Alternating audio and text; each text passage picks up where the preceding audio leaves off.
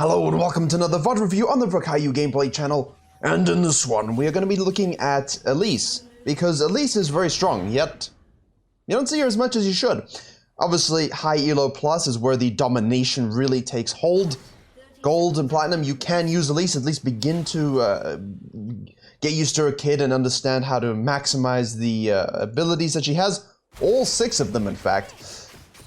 The thing is, that's really nice about Elise, she does very well into this champion statistically, because you can repel the W. You can stun her and keep her in place. The movement speed isn't as much of a problem versus her as it is against other junglers.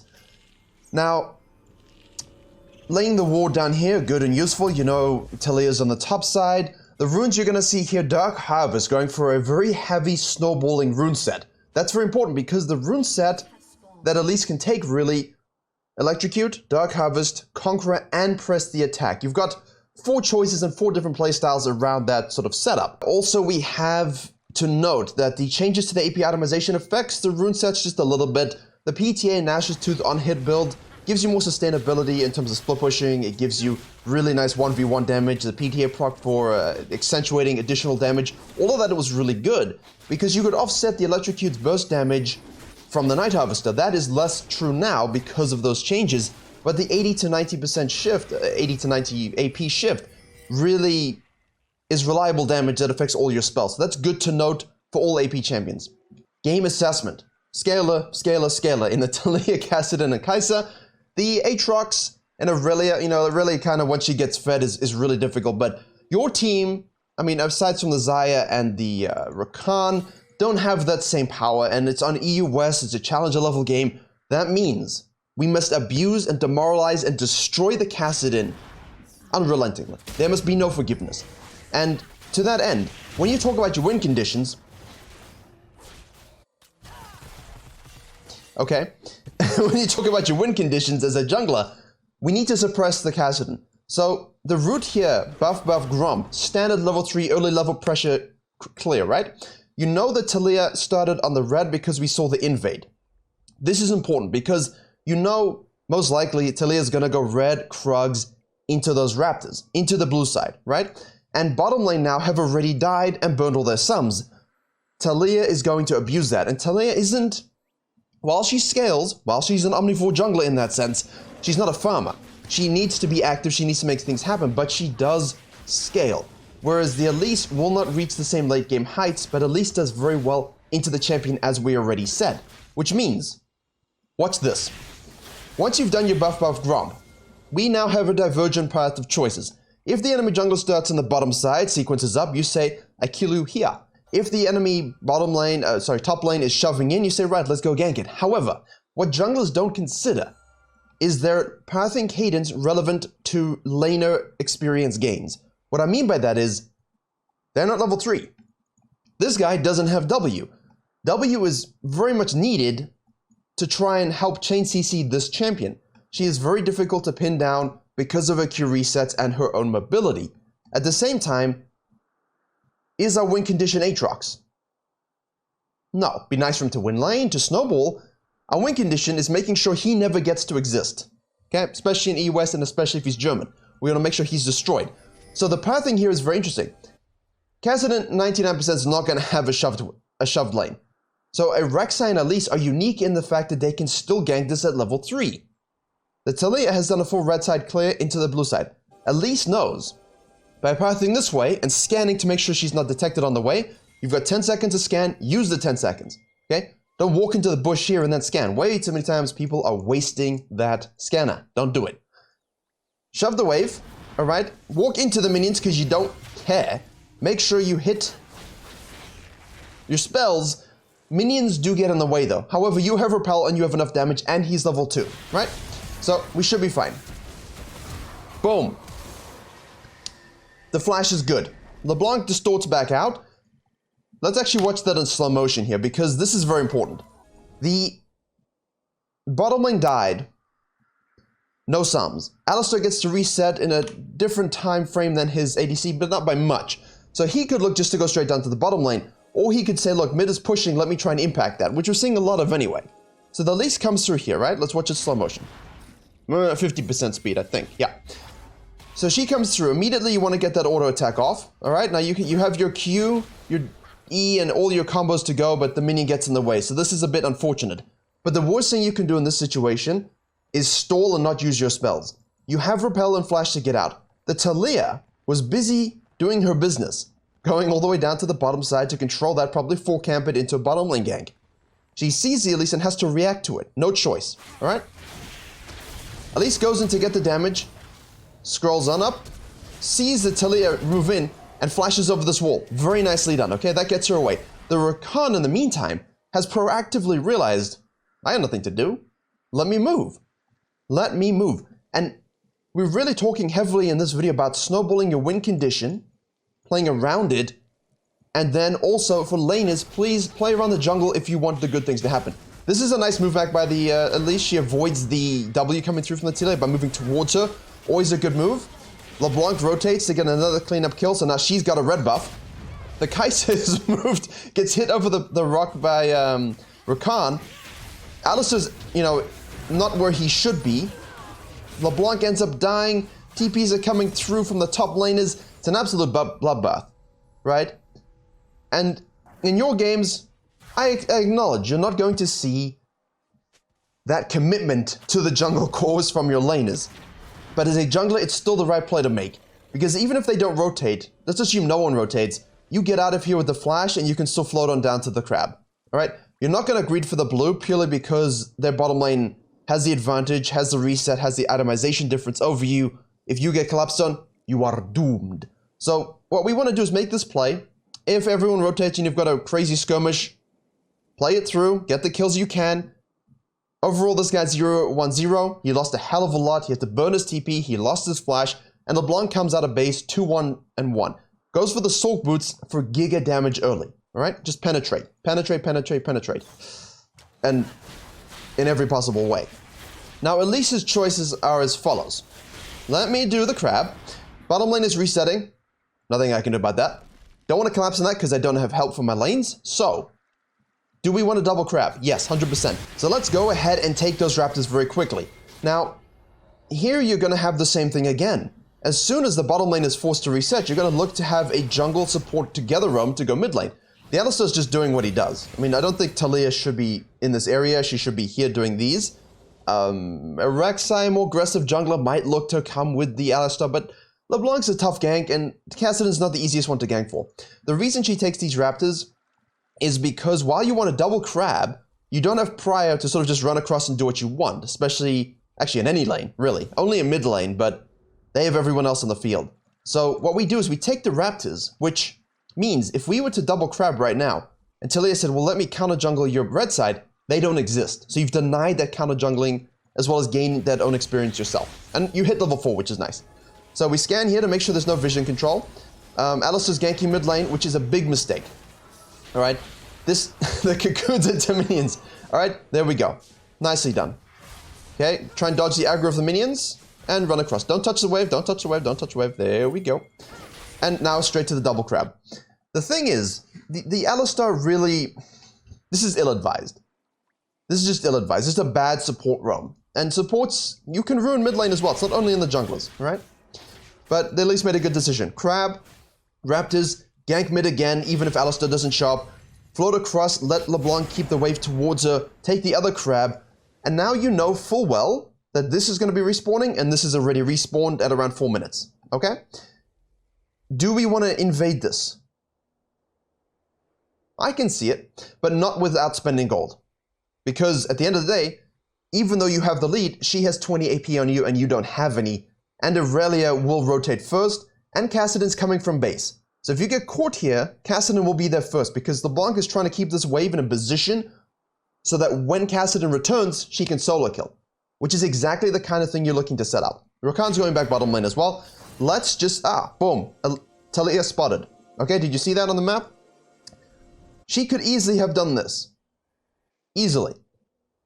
But she has decided instead to impact her win condition, which is now no longer the Kassadin, and is the bottom lane. So she's going to try to do this. Aurelia is just upset at life and has left the game. I don't think she... DC connection issues. So Elise could have actually taken those camps. Now, once you see that, you could have done that, but now you're already committed to your blue side. Let's just finish that.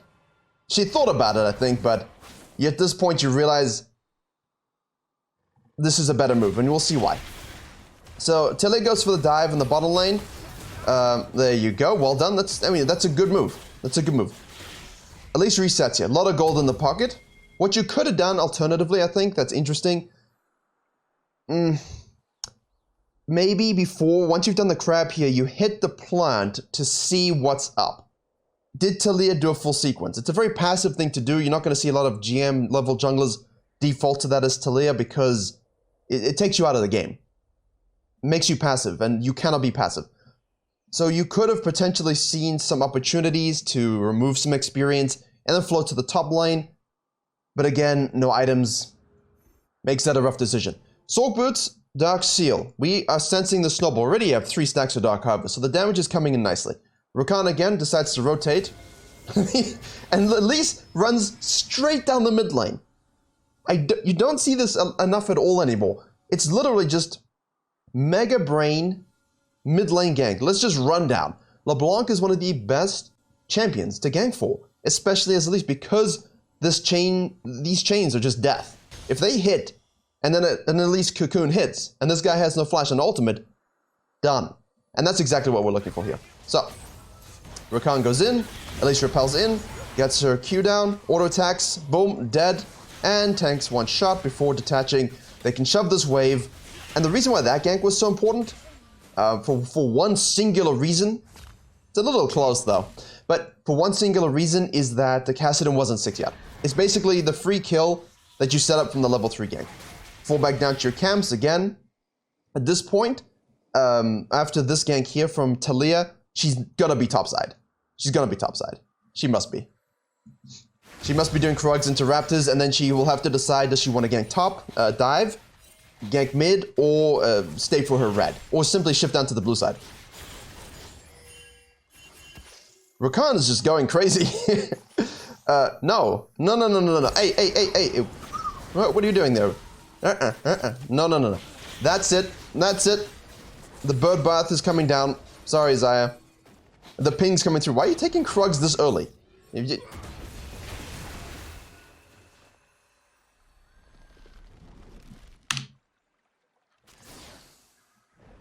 That's actually really funny. I'm sure the Elise got distracted by the Zaya taking Krugs in the same way I got distracted by the Zaya taking Krugs, and that's not good because our minds suddenly go off the game instead of like, why are you taking my resources?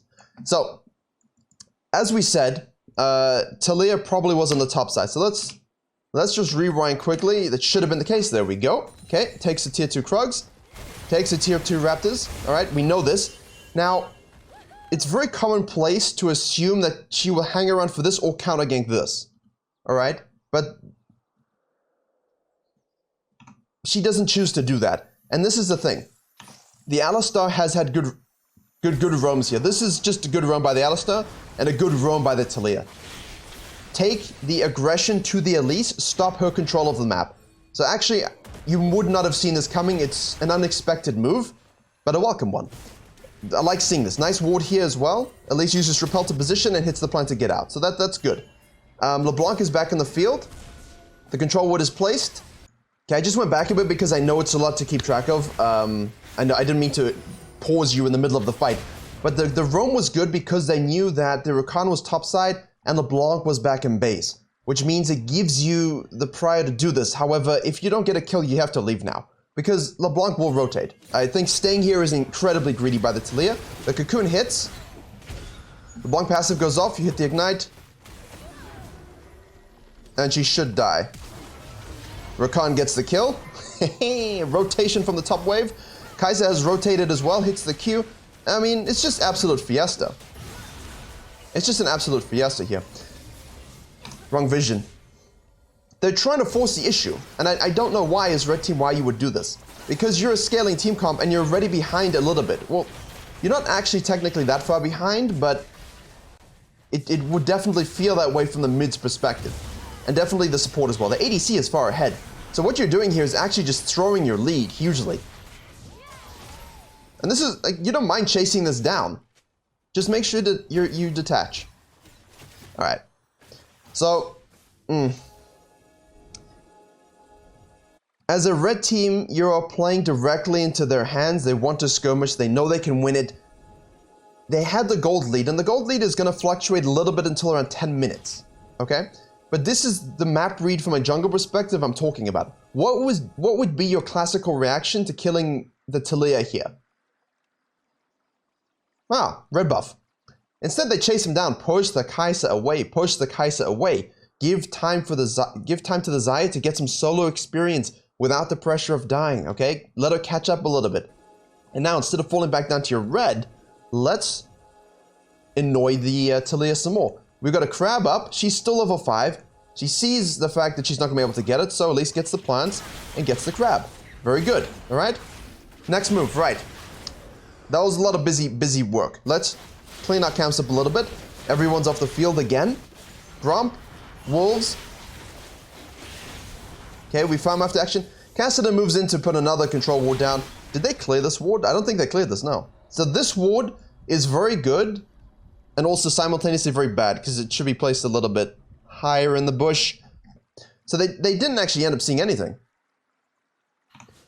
And now Taliyah is making a move here, so they don't have the information necessary to make these plays. LeBlanc as Prior is going to run down. Says, hey, you're on the dragon. And die. You have smite. Woo. I love good mids. Don't you love it? Don't you love it? I love it. It's great. Nice rotation. Good game sense. Kassadin follows for no particular reason, gets chunked by Elise. Elise misses the repel. Just out of range. Great stuff. So, 7 out of 8 kills so far. We're going to end up with super high kill participation in this game. Around 15 minutes, you'll have 16 out of 17 kills. Don't worry about this ward, because they're fighting, right? They're fighting in their low. Let's use it. LeBlanc, again, mid laner that's fed because of your pressure. Let's rotate down. Careful, though. Okay, TP coming in. So we have to pay attention to that. You get the burst proc.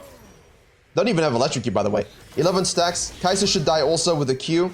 And now you can repel to this minion and detach. Flash if you need to. She ults in. Aatrox TP's in. The Chains of Destiny hit. And Elise says bye-bye. Now, I don't think I would literally just leave yet. They're gonna dive this. They're gonna dive this. It's a cannon wave. I mean, I know she's getting a bit of HP back, but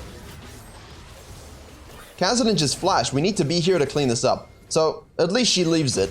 Hello. And, good night. There you go. Right.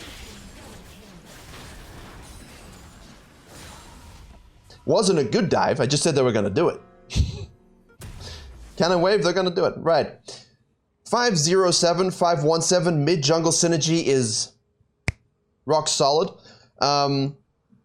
Let's make sure we buy that Magi stack. We're stacking it up. And she's going Hextech Alternator. And we'll be going into the Proto Belt. Added HP as well is kind of useful in this game. I'm more of a Night Harvester person. The data backs that as well. But Rocket Belt is one of the things you can do. Ignores the Grump because wants to go for the dive immediately. The pressure is heavily on. We need to keep this up because as soon as you stop to farm and relax, you're going to lose objective cadence and you're going to give them time to scale, which is not what we want. They lanes, like she's in the mid lane now. We don't really care about that. Let the lanes do their stuff. Let's go dive the Kassadino. I wonder if the Cocoon will hit this time. Cocoon will hit.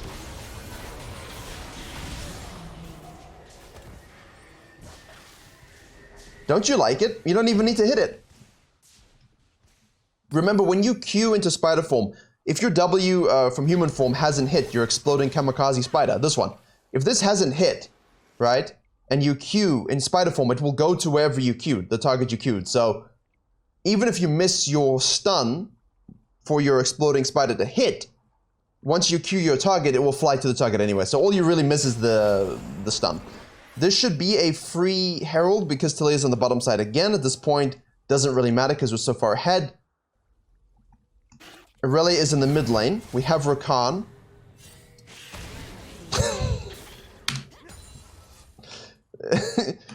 I looked away for a second and she lost all the HP. Did she seriously tower dive the Rakan? a Rakan with dancing ult and a knock-up. With Elise knowingly on the top side. I'm gonna call that an int. Right. Shove mid lane. And now I would look to Herald, but the thing is, if Talia resets and everything like that... She's not resetting, though. I mean, you don't know that 100%. I still think you could look very easily for the Herald. I think we need this play for the plates. The problem is you have your mythic item, right? So... in these kind of games for you, I definitely think I love prioritizing this. I think this is being ignored a little too much in this game. That's the only thing I would say is something that needs to be improved on. And cocoons. Because you're just missing free plates. Like, you could destroy this. Now, if you destroy it and he freezes on tier 2, it doesn't really matter because then you can just impact the side lanes and take all these plates. Maximizing plate gold here is really good for your games. If you're in Platinum, Diamond, with Elise, definitely that Herald is a huge demoralizer as well as Gold Infuser. Because your people don't exactly know how to use the leads you give them like this LeBlanc does, so you just give them accidental gold so that they accidentally do more damage. I mean, we've just missed a Herald plate. You know, like, I don't really know what the game plan is here. This is just a complete waste of time. I could have just taken this reset, got in the Rocket Belt, got mid lane. It would have been a better play. Because then you have Prior for Dragon anyway. The Atlas Surge just greeds for this. But this is just silly. I mean, I know you caught him out, but this is just all, for me, dead time. This is good for the red team. Because during this, Talia is saying, great. Not losing anything, and I get to farm. However, does she greed for this blue? You know Elise went down, right? You know Elise went down, Talia, don't do it. Ah, she did it. Rocket Belt, dead.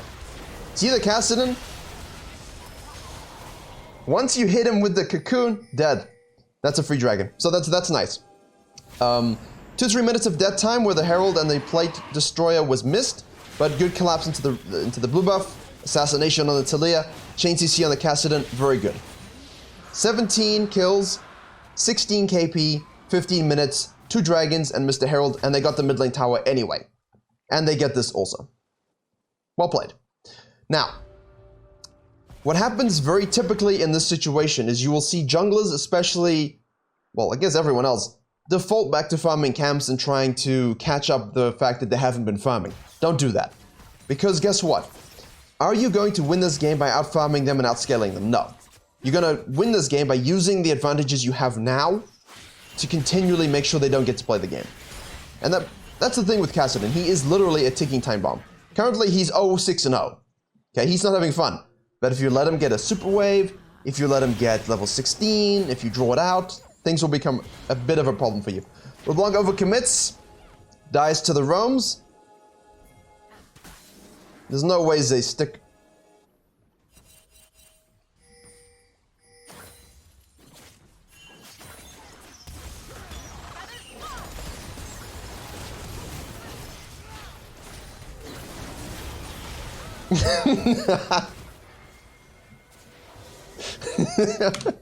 That's the most ADC thing I've seen this week.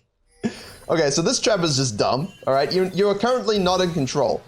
It's 29.5 to 28.4. You might feel like, hey, we can do stuff. Your jungler doesn't exist, your mid laner doesn't exist, your ADC does exist, but Elise is more of a presence right now than the Kaiser's ever gonna be.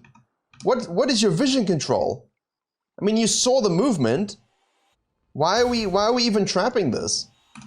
But the Kaiser's Path thing is just the most ADC thing I've seen. She doesn't expect the Elise to be there, in all honesty. But the Elise just does it very well. And as soon as Kaiser shows, all right, she says, okay, I can do this. Elise says, what are you doing? Thank you for my 12th harvest stack. And yeah, no, that's just, if you're a scaling team, please don't make these moves. You could have just taken the Herald or something while they were bottom lane, I don't know. People ignoring the Herald for no reason. And now we chase down.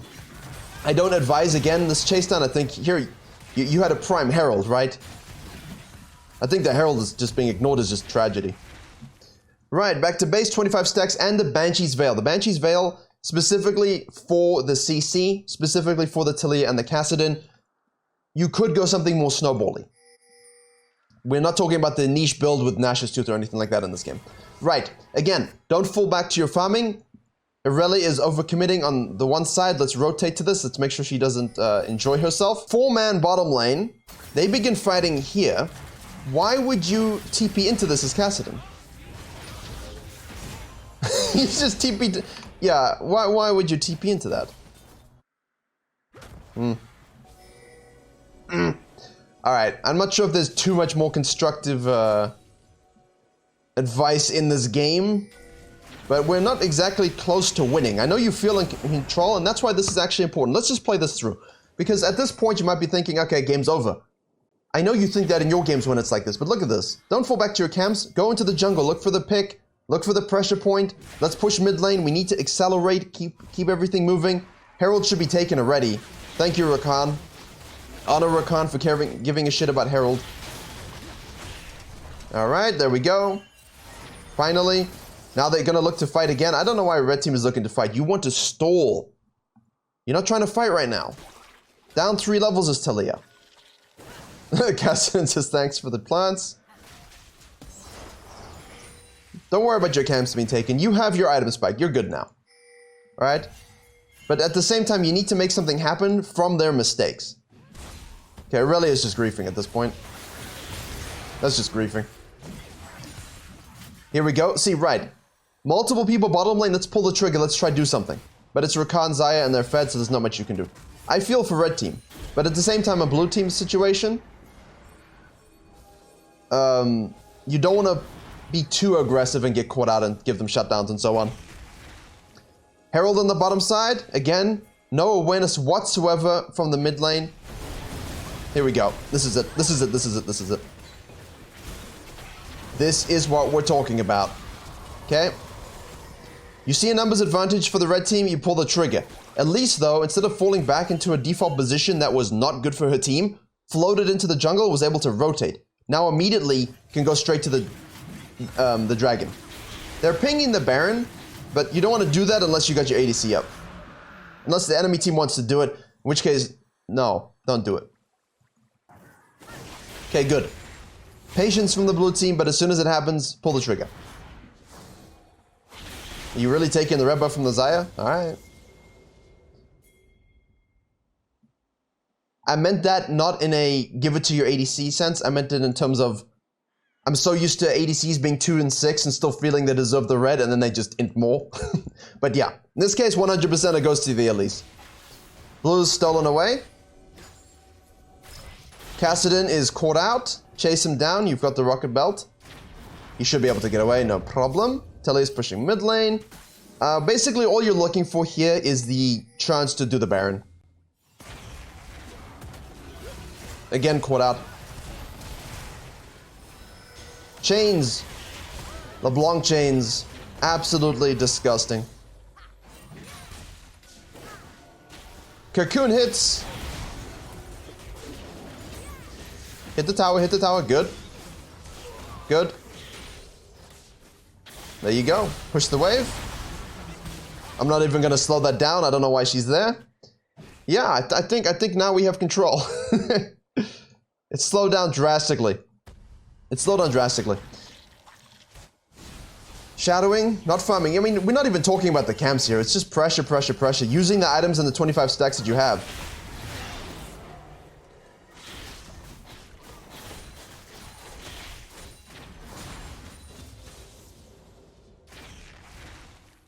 I'm trying to make an educational video, and red team doesn't want to.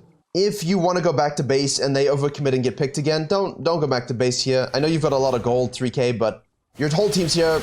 Do the Baron, okay? And now you can actually push, reset, and do what you need to do. And as you can see, she didn't even go back to base. They're just using the Baron to shove it down. Hopefully you can see how the Dark Harvest really comes in strong for the snowballing of a game like this, recognizing that they have a lot of scaling on their team. Even if your bottom lane loses and is useless, it doesn't matter if you get yourself fed as Elise, provided you understand how to use it, map pressure, don't fall back to farming, and you should have no issue snowballing almost every game you play. She is really strong for this. But you're looking to end the game before they turn on, and I think 1-9-3, 1-9-3 for enemy jungle and mid, make that a personal goal. Every time you play Rek'Sai and Elise, make sure that their jungler and their mid have those kind of KDAs. If you do that, and you have 13 kills, it's jungle perfection, it's dragon control, and it's a lot of LP, so thank you very much for watching. Sorry it was a bit dull in the last few minutes, I just wanted to see how exactly they went through it, but control was never lost. Don't forget to please like, comment, share, and subscribe if you enjoyed and learned something. The main channel has best junglers, plus a few other videos up already. The damage coming through is disgusting here. Triple kill to finish. So as always, I will see you all in the next video.